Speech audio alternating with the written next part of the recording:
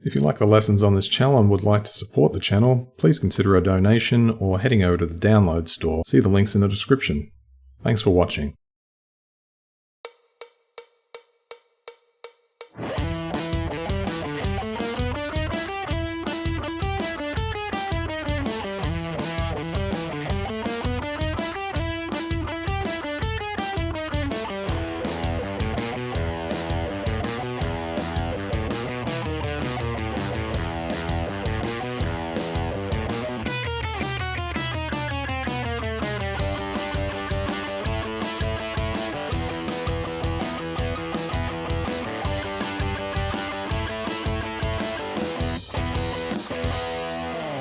Hello everybody, it's Corey from Gemini Guitar. So what we're going to be doing is starting out in the 5th position. I'm going to be using a slurred hammer-on technique here to go from the 5th to the 7th fret.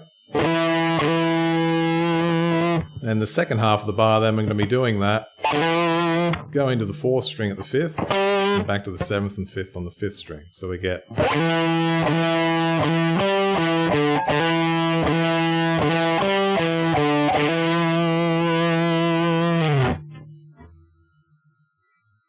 Now we're going to go into the 7th position, but we're going to start with the 4th finger at the 10th fret on the 5th string. So we're going to introduce some passing tones here, which are basically just little mini chromatic sequences going up in a E minor pentatonic scale from the G note. So normally the scale would look a bit like...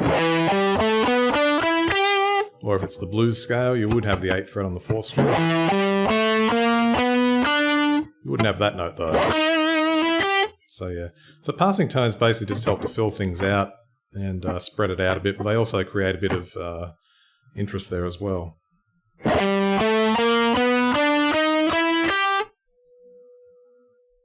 basically in the 3rd bar we're just doing what we did in the 1st bar but an octave higher.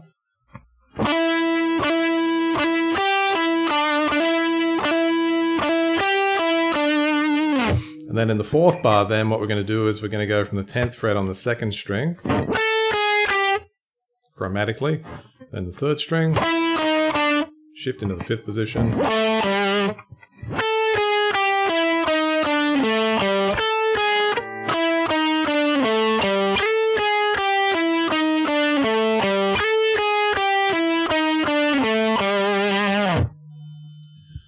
So onto the second phase of the idea then, we're going to start on the low 6th string, and we're going to be using a repeating motif here, so it sounds like this.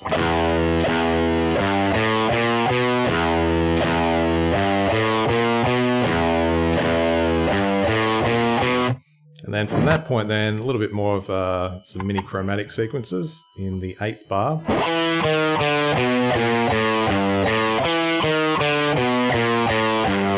Before going back to the main idea.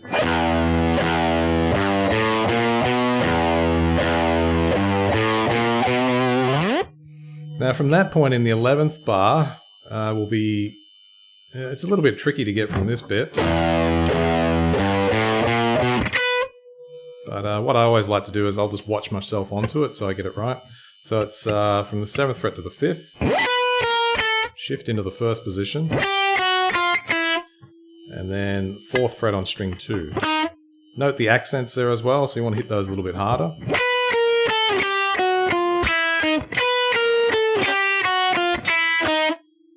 And then you continue that form down into the 12th bar, which is basically just straight chromatic from the 2nd to the 3rd string.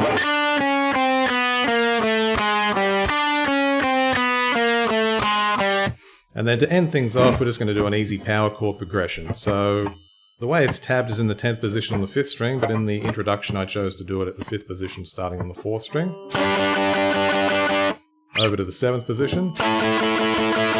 And then resolving then to the E power chord. Just do that again.